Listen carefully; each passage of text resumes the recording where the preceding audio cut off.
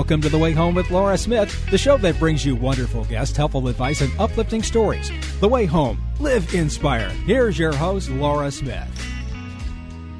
Well, as America prepares to commemorate the 250th anniversary of the signing of the Declaration of Independence, do Americans adequately understand their own history, or our own history, or the inspiring 3,000-year-old Western tradition that gave rise to our nation and what is known as Western culture?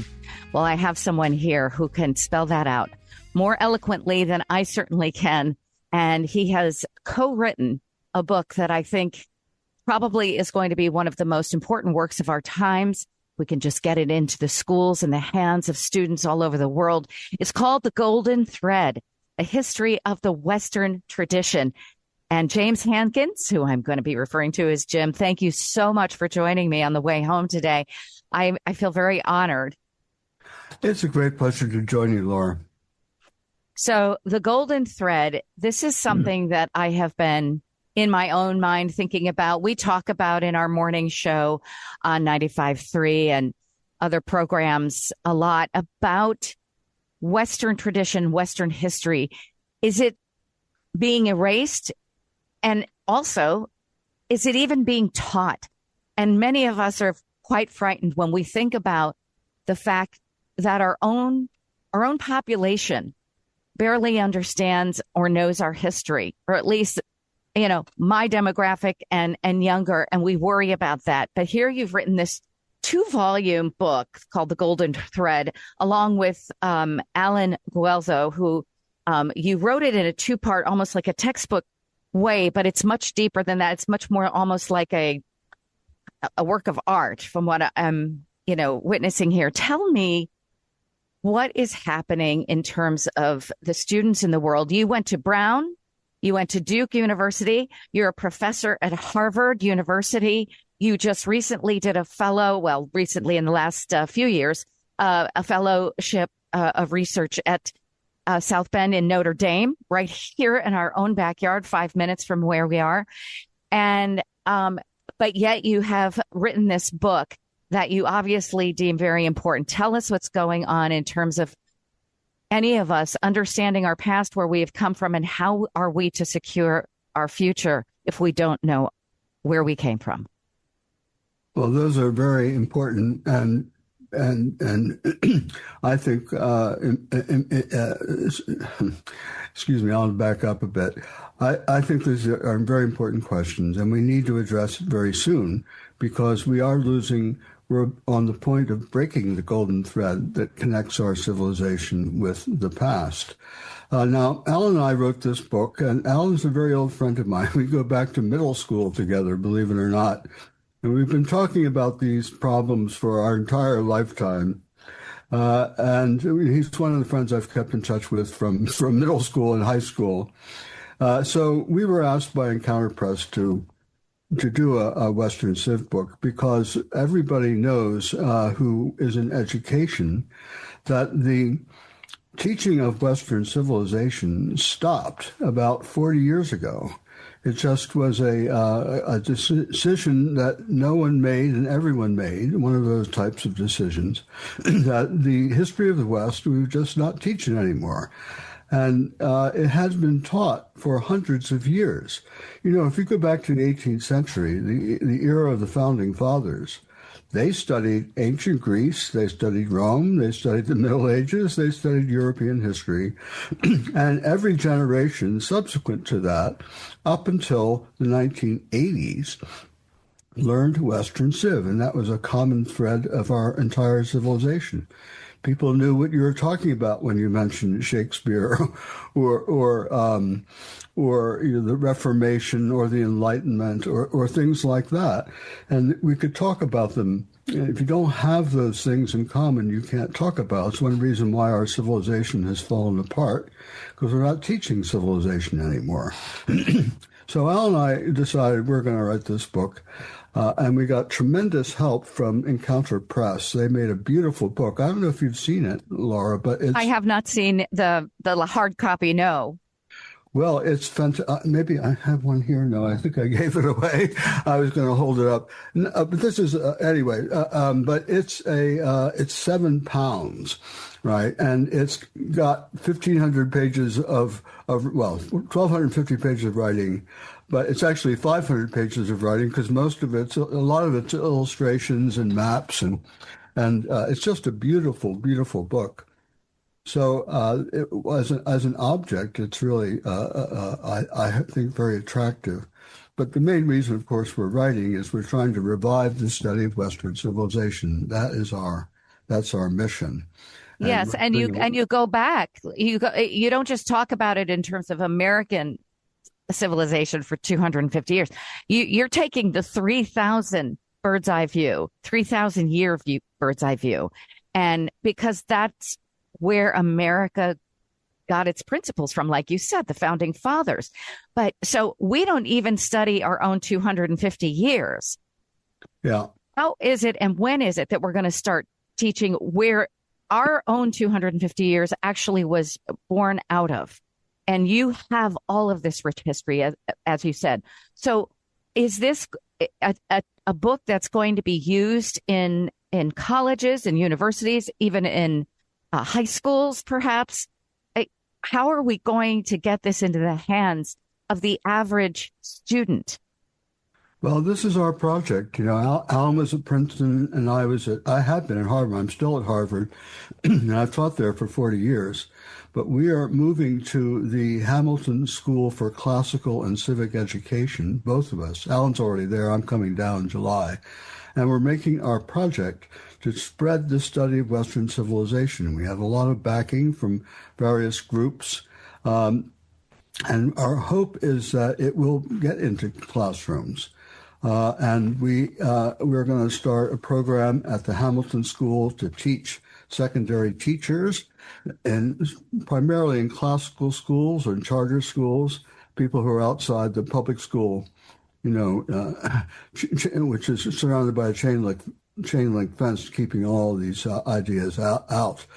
We're going to start working with the alternative educational system that's been growing up in America in the last few years, really since before COVID, but COVID was the really break point. So now we have, before COVID, 95% of American children were educated in public schools run by unions, and now it's down to 83%.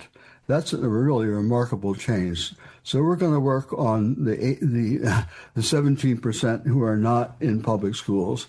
We're going to work with homeschoolers. A lot of this book is written for homeschoolers, in fact. Yes. Wow. I think I was wondering that because I have so many friends that homeschool their children. And I was thinking, is this going to be the type of material that they can introduce in their homes? Oh, yes. My buddy Alan, by the way, who wrote the second volume. I wrote the first volume. Alan wrote the second volume. He was a homeschooler. He's homeschooled 3 of his children, and his children are homeschooling. So we're very aware of what that population needs. And also, we're trying to teach not just history. We're trying to provide a central narrative that people can follow so they can fit their experience in reading into some central framework. So we're providing this central narrative from the Greeks and the Romans through the Middle Ages, the Christianization of the Roman Empire, the history of Christianity in the Middle Ages. Alan and I are both Christians, and we try to write a book that was not against. We're not trying to write a religious book. It's not a religious book. It's written for anyone who cares about the West and wants to teach their children to love the West. And there's a lot to love. But we also try to write a book that does not try to undermine the faith of Christian people. And many of these Western Civ books that exist, there's still a few on the market that sell very well, but a lot of them have a subtle narrative in them which basically tells Christians that they're being that they're superseded, and the modern world doesn't have a place for Christians, and that's obviously not our view. So we've tried to write a book that can be used by classical schools, by homeschoolers, by Christians, by non-Christians, anyone who is afraid that their children might not know about Western history. Yes. I remember in high school, I went to high school in South America at an international school in Sao Paulo, Brazil. We had a Western Civ course. Sadly, for me, the teacher, God bless her soul, she'd been there for 100 years or something. And she, I don't know what country she came from. She had a very thick accent, so it was hard for me to understand her. But there wasn't much enthusiasm or anything that would draw me in. Whereas when I hear about your book, The Golden Thread, A History of the Western Tradition, by you, James Hankins, and your partner, Alan Guelzo, I feel like this would change the whole dynamic of how people can learn about Western civilization in a way that includes everything from philosophy to religion to art to everything that culminated and then what we finally have in our founding documents here. And I'm so interested that you are getting it into classical schools and such. Are you thinking like Hillsdale College, PragerU, places like this, Liberty University, those types of schools? Yes, in fact, we have good relations with all the major classical school networks.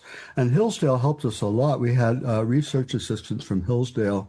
Hillsdale has a big classical school that's about to open. They have dedicated a great part of the Hillsdale campus. Right in the middle of the Hillsdale campus, there's a new building going up, which will be finished, I think, quite soon. And they're going to have programs there for classical school networks. Hillsdale itself, I'm sure you know, has its own classical network. But we've worked with Memoria Press, which has a very large network, 100 schools or so, and Great Hearts Academy, which is based in Arizona, but they also have affiliates in Texas and Florida now. So we're hoping we can use this network, and they're very eager to see the book. I've talked to many classical school teachers. I go around the country basically trying to tell classical schools that they need to study more history. Yes, and not just history, but history that helped to shape us, because I feel like as you said, I mean, I'm so grateful this is getting into the classical schools. It should be required for any school that you can't even have American history, which is based on all of this, the Western history that goes back 3,000 years. But the fact that we don't even teach our students our own history and the founding documents and the Constitution is this. I mean, I have so many questions for you, but so, I mean, is that one reason why we see what we feel like looking out into the world right now? I was living in New York for 42 years. And I just got to the Midwest, where I was born, but didn't spend much time here until now. And the fact that it's hard to find people that know our complete history and the documents and what it's founded upon when we saw over the last 4 or 5 years, when they were tearing down the statues and burning down the cities and stuff, what kept coming into my mind like a flood was just that these are people who don't even know our history, and yet they're hell-bent on erasing it. And I don't understand where that comes from. That's a whole other conversation, but that's what scares me. So this book coming out, The Golden Thread, A History of the Western Tradition, I think is so timely. Give us in a nutshell, if you would, what would be considered Western tradition. When you say that, what does that mean? And what is it that you're incorporating into this 2-volume series, this wonderful book? Well, the Western tradition is something that's been around a long time. The left has put out this very false story that it's made up in the 20th century, but that's just simply not true. It's massive ignorance. It's malicious ignorance. But the Western tradition traditionally starts with the Greeks. The Greeks were the founders of our civilization. They were a new type of civilization that was very different from the previous civilizations of the ancient Near East, the Babylonians and the Assyrians and the Egyptians. These were agricultural societies that were controlled from the top. They were command and control societies. They had no free economy. But the Greeks, they were great travelers and great founders of new colonies all over the Mediterranean. They were incredibly curious, and they invented certain key concepts for us, namely, the first one that comes to mind is citizenship. The Greeks invented the idea of citizenship, which is that if you are a member of a society, you have certain rights and privileges, and the society has to take care of you. There's a distinction between people who are citizens and people who aren't citizens. And, the rest of the world didn't catch up with citizenship until the 19th century. But citizenship is tremendously important as a concept. And it leads, I think, eventually to some kind of plural government, to democracy or aristocracy, or some blend in between. So the Greeks also invented democracy. They invented all sorts of sciences. The ancient Egyptians had wonderful medical books where they had all sorts of cures that they had discovered. And usually they involve praying to divinities and things like that. But they didn't have much empirical medicine. But the Greeks invent empirical medicine, the combination of theory and observation, careful observation, collecting of symptoms, naming of diseases, figuring out the causes of disease, figuring out cures for diseases. Systematic scientific medicine was invented by the Greeks. And you can say the same thing about mathematics. The ancients, before the Greeks understood how to calculate and even to figure out the phases of the moon, things like that. But the Greeks invented mathematical argument, geometry, the ability to argue for things. And this is a central principle of the ancients, that ancient Greeks, is that they lived in democracies. They did not have command and control economies. So they had to persuade each other of what to do. In order to run a society, you have to make decisions. In a monarchy, you just say, get the king to say what to do. In a democracy, you have to talk to each other. You've got to reason together. You have to be civilized. This is my personal definition, by the way, of what a civilization is. It's something that civilizes people. And we complain that we're no longer civilized today. We can't talk to each other. We have no common meanings. Everybody's got his own definition of democracy. And that, there's this wild partisanship in our society, but it's because we're not able to talk to each other because we don't have a common civilization. We don't have a common history. We don't have common works of literature. That's a big part of Greek debate. Every Greek tragedy does not tell you the answer to a question. It's meant to open up discussion. That's very typical of the Greeks. So they have to persuade each other. So how do they persuade each other? Well, they learn to speak eloquently, but also they learn to to make an argument. The Greeks had these enormous juries. They had 500, 1,000, 2,000 people on a jury when they had a major trial. And they did this so there wouldn't be corruption. They didn't want the rich being able to bribe jurors. So they had huge numbers of jurors, so that it was very difficult to bribe so many people. But those people had to be convinced. You had to get up in front of an audience and say, here's the evidence. Here's why the other person's argument is not correct. Here's what the law is.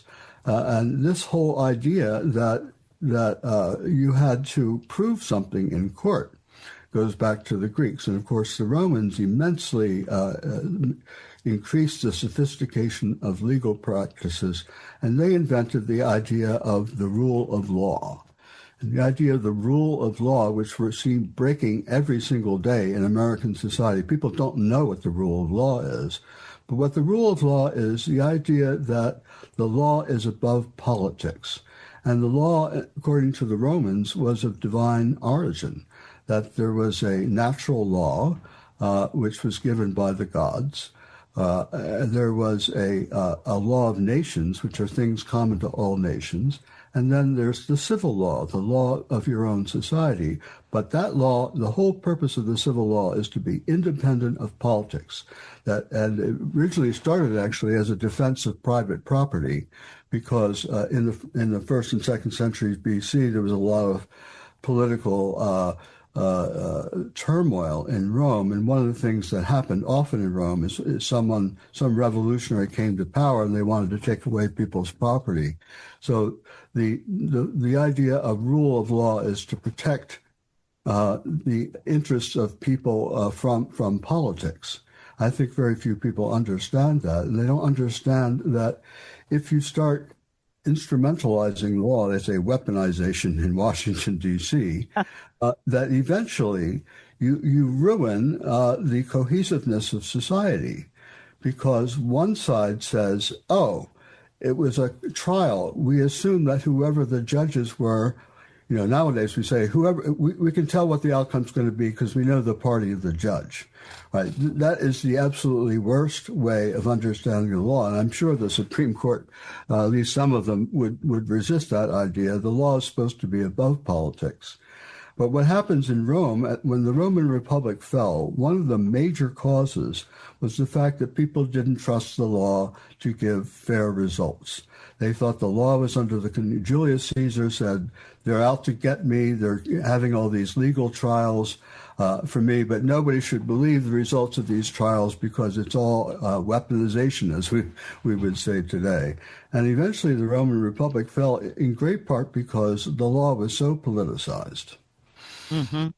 Oh, boy, that gives me pause.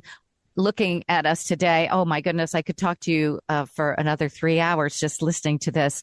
But looking at where we are today, does what we're seeing in this partisan political way of determining things like law and weaponizing verdicts and things like that, do you feel that are we in some way headed towards another dark ages because of this?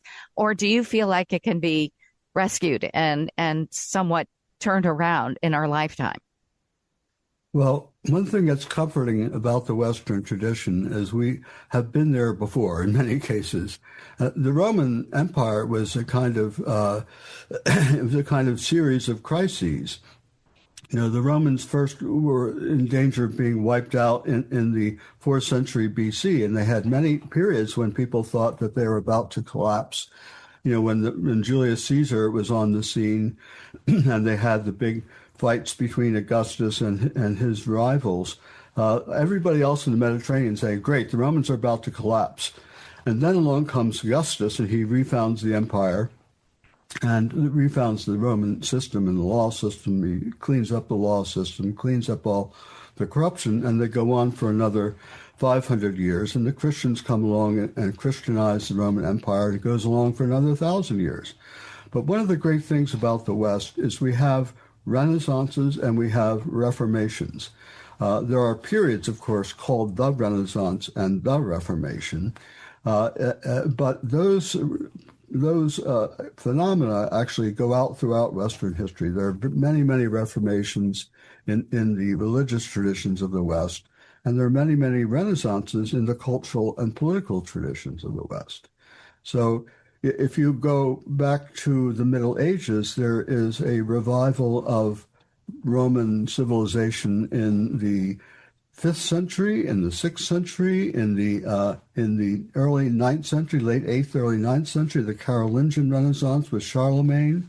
There's a revival in the 12th century. There's a revival in the late 14th century. So we have Renaissances, and that is our hope, really, with this book. We are trying to pull off a Renaissance.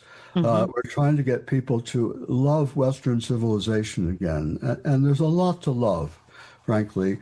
We have our problems. There's no question that some of the criticisms of the West are true.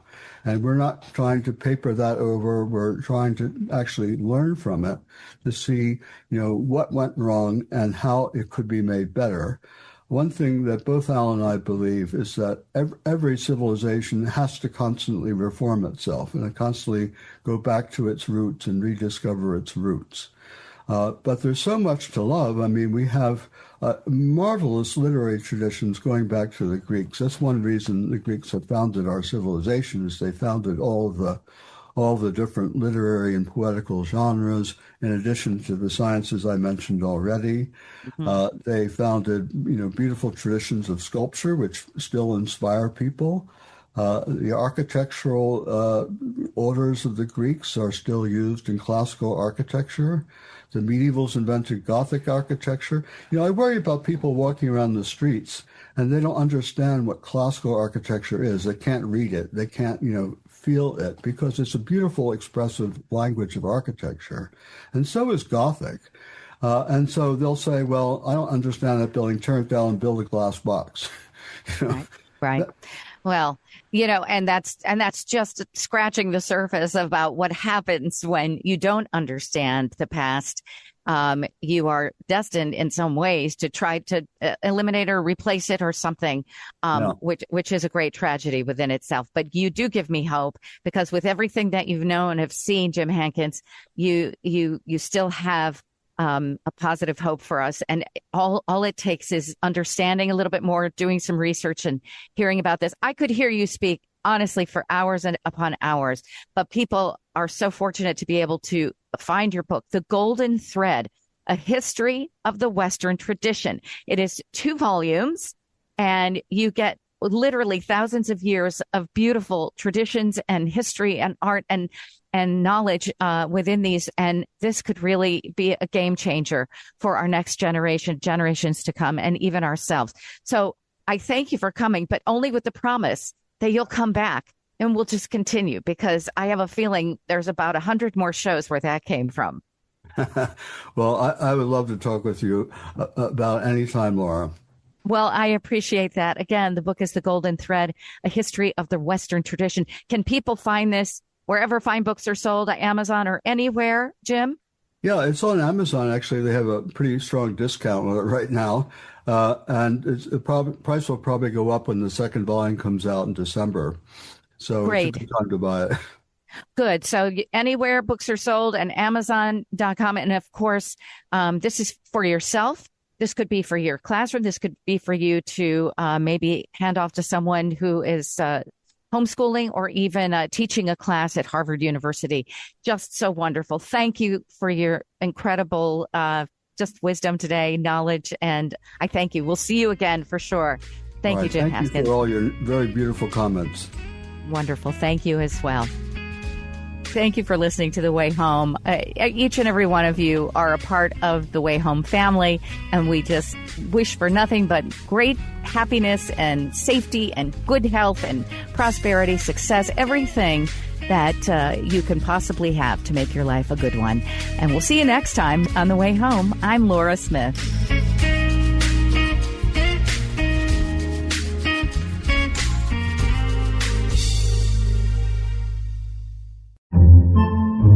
Podcasts by Federated Media.